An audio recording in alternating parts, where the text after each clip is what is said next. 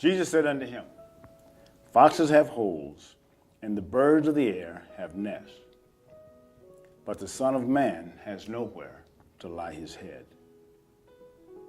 Are you or someone you know homeless?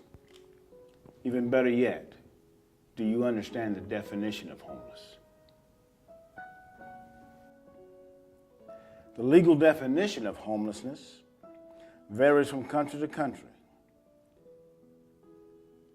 Among the definitions are the different entities of homelessness in this country or region. The term homelessness may also include people whose primary nighttime residence is in a homeless shelter, domestic violence shelter, cardboard boxes, or other housing situations. Now, how does America treat its homeless? And some states have passed a law that it's illegal to panhandle.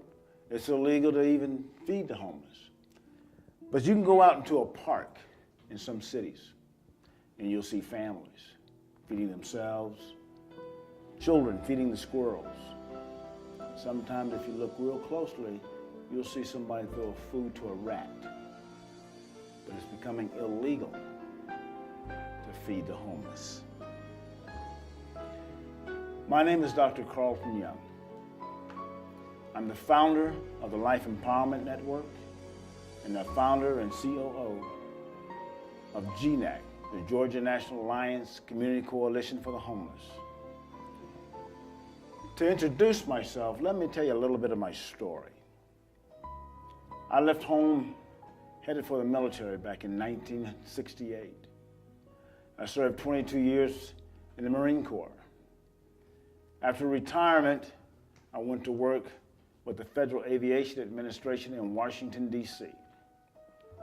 In 2 years, I was transferred to Atlanta, Georgia, where I managed the largest region in the country. After 5 years with the Federal Aviation Administration and difficulties in that time, I left the FAA in a haste, and I had a small business going for myself on the outside. Things didn't work out. I lost my business, I was in debt, and the next thing I knew, I was homeless. I'd lost everything. There are on any given night in America, 643,000 people living on the streets. 643,000 people living on the streets, experiencing homelessness. Of this number, 238,000 are families. 404,975 are individuals. And 12% of the homeless population, that's 67,000, are the men and women who serve this country, put their lives on the line 24 hours a day to die in combat for the freedom of this country. And those who didn't die in combat have returned to this country to die on a park bench in shame. Right now, as I speak, there's someone leaving their job. Everybody's leaving, they get their shirt and ties on, they get in their cars and they go, but somebody drives behind a gas station and parks that car. I know. I used to drop my son off at school every day, and no one ever knew that when he got out of the car, he was leaving his house. And when I picked him up and he got in, he was home. We were living in our car, and we did this for 3.5 years right here in Atlanta. See, we can end homelessness. We can change it. We can make it better.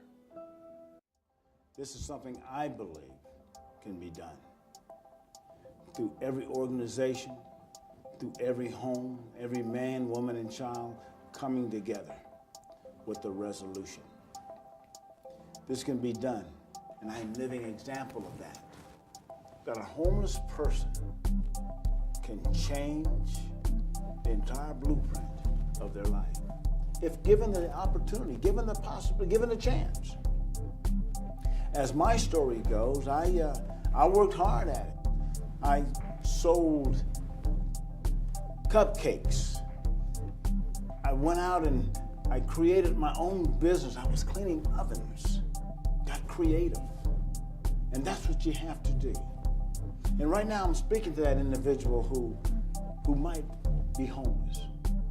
But if you think you're not homeless because you're living at your mother's house, or you're sleeping on your brother's sofa, you're over at your friend's house for the past 3 weeks, you're homeless. If you don't have a place that you can call your own, that you can get up, and I'm going to be very candid about this, if you can't walk across the room in your underwear, you're homeless. That's the way I look at it. Homelessness does not just affect people with addictions, mental illness, or those dealing with domestic violence. Today, it is not who is homeless, but who is now at risk of becoming homeless.